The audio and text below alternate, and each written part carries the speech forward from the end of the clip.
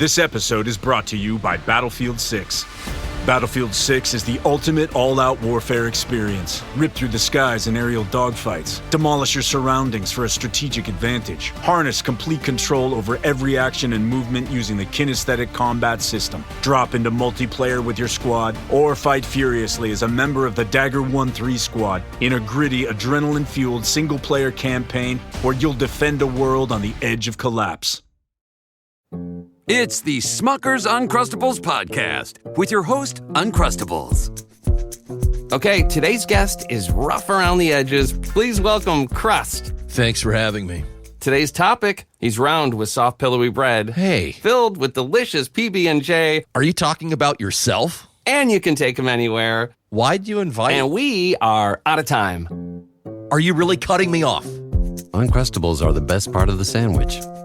Sorry, Crust.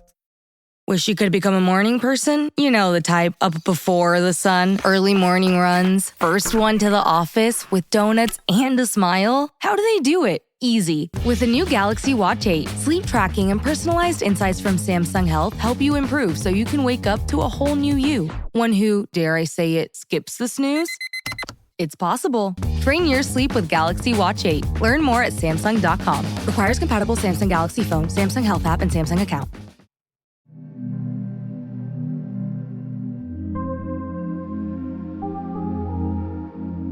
Welcome to Horror Bytes on Safe Room, the show where we discuss the smaller scares and teenier terrors available to play on your gaming devices. Every week we pick one or two bite-sized horror games and have a suitably short and sweet chat about them. I'm Neil Bolt, and having a whale of a time with me this week is, as ever, my co-host Jay Krieger. How are you doing, Jay? I'm good. I don't have any sort of like aquatic-based pun because I used it for watertight, but I'm very, very eager to chat about this one this week with you. The next two episodes will have a pun intro. This is just the way it is. It's the easiest, lowest hanging fruit. That's fine. But before we get into that, of course, we'll mention, if suppose you do like the sound of what we played, then, in that case, the show notes do include a link to the game. And if you enjoy it, please consider helping the developers out by donating, wish listing their future projects, or simply sharing the word, because it all helps to build the next generation of horror game developers. So, for this week's pick, we simply cannot beat the aquatic horror / visual novel bias accusation, because I selected another game that does both. This game being from developer Lemon Inc., where they have taken part in the 7th annual Spooktober visual novel jam and produced what it describes as a brine punk horror title called Within.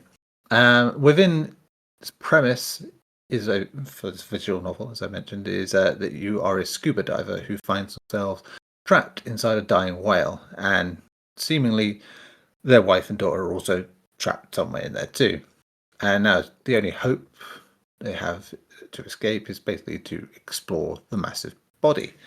But the body in question is basically like a world within itself, a very sort of sickly, yellowy world, that if you've ever played any games that go into that sort of the brine punk thing, if you were trying to think of something in particular, it would be Dishonored. That Dishonored 2, those have a brine punk feel, if you will, and there's definitely a bit of that here. It's all this hand-drawn art for the individual pages as well, a little bit of animation for them, and they really do sell the sort of grotesque nature of like the absurdly grotesque thing of all these things in this whale. It's an unrealistic depiction of what you'd probably find in a whale, but it's very much more Pinocchio than anything else in that sort of style. But Pinocchio, if it's not very pleasant, if you will. There's cages of people hanging around the roof. There's a ship that's in there that's got basically someone's been living in for God knows how many years. And it's just generally unpleasant, mutated things. It's basically hell, but a whale. I think it's kind of Alice in Wonderland-esque, I suppose, as well, when you think about it. I think the first thing that really made me think that was like when you meet like that tapeworm in this, who is basically just like a giant tapeworm with a face and a personality and that. And it's just that's like probably the best taster for what this game's going to give you in terms of where you go down this sort of whale and into the different parts. I mean, you get given a map early on, which is basically just a diagram, a cross section of a whale, and with the different bits and body parts. And I suppose the fascination here is to sort of go through these different body parts and just see what the hell is going to be in here, sort of thing. We've mentioned tapeworm, so you kind of know where that's coming from straight away. And there's like a very simple but very repetitive sort of crawl towards that moment where it's just going through the same sort of tunnel, and it's like it's kind of eerie. I find it's just a couple of images sort of scratched together and then looped back over, but it does just make you think, oh god, what am I going to see at the end of this sort of thing each time. And it's probably a fantastic sort of introduction to this whole idea of this world within a beast, basically. But that early encounter as well with the sailor that's basically shipwreck inside there, who's been living there for a while, and he's just a bit screwy, obviously, and basically heating up a dead creature over like a hole in the ship with the acid from the stomach at that point. It's unpleasant in a nice way. Like we're talking about horror here, and we will always kind of say things like that when it comes to unpleasantness is not a problem. But I was really fascinated to like where the story was going to go with this, because it was just like it's very clear in its intent to be like quite miserable and weird and surreal, and it kind of draws you in that way where you just want to keep exploring, keep going further in, finding out what's going to happen. And like I said, that art style's nice as well. It really does just help. They've sort of that very hand painted look that it's got, and the character design in general is like quite impressive too. So I found this quite a fun little adventure. How about you? Yeah, this was gorgeous from start to finish. We've played a good number of these visual novels, and usually it's the type of case where one aspect of the design I find is typically the strongest, right? It's either the writing or perhaps maybe it's the sort of atmosphere, but Within really kind of had it all.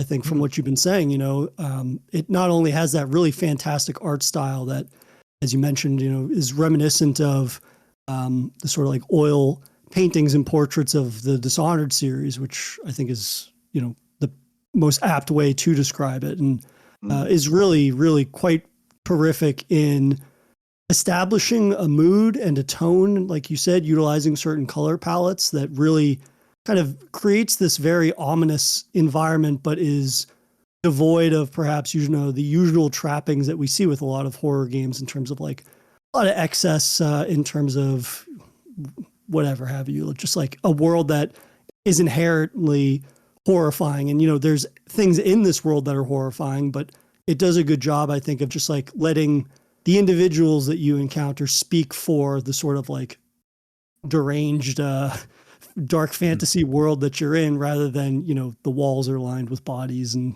whatnot. I think that what was also great was like utilizing the interior of a whale as the setting, and then creating these little ecosystems that have cropped up there. And you get these little tidbits of backstory on survivors and whatnot. Like the whaler you mentioned, he has this one little brief moment of dialogue that talks about how he's been piecing together the outside world for the 15 years he's been there by like newspapers that have washed up that the whale has swallowed and things like that. So you get these like little details, and you see how a world within a world really forms. At one point you come across basically these cultists called Children of the Blowhole. And then, you've got this whole interaction with them, and you see what people that either were survivors or who were born into this whale world, you see how that's like warped them and shaped them, and their whole little civilizations popped up, and, they find themselves honoring a fetus. And so, I think that was probably the strongest aspect of Within's writing, is just like creating these characters and situations that feel organic to the environment that the diver finds himself within. Because at the end of the day, his plight is pretty straightforward, and it acts as basically the vessel to see us through this world, but it's not very remarkable. So the world itself being as remarkable as it is, and being this kind of like richly layered and detailed place, I think was just a really strong part of this experience overall. And, you've got this great atmospheric score that goes with it. And it's not exactly voice acting, but you do get these little like utterances from characters that further help to bring them to life off, the page or the screen, as it were. But yeah, you get some choose your own adventure stuff here. There's multiple endings. And yeah, I felt like by the end of Within, I had been on this full journey into, perhaps maybe or maybe not finding the answers that the diver is seeking. Yeah, and I will add, as ever, music is quite well picked as well. I think it's by someone called Yuxin Liu. Quite. It fit the aesthetic nicely, and it gave it quite a doomy feel. And I was quite impressed that they went to the trouble of like getting a consultant in marine biology as well to sort of help build that world as well, which is as much as it has like a fantastical element to the whale and what it's doing, it's like that's clearly been taken from like what they've discovered from research, which is a good way to go. Research doesn't mean you have to do it plain and dry. You can just use that as a jumping off point, and that's where the best thing tend to come from anyway. But that is all we have for this week. Thank you again, Jay, for talking about these small games with me. And if you, the listener, have a short horror game, a demo, game jam entry, or a proof of concept that you think we should be highlighting, you can email us at saferoompod@gmail.com. And where else, Jay? And people can follow us on Blue Sky at Safe Room Pod for show updates. There you go. We will be back with more small scale horror next week.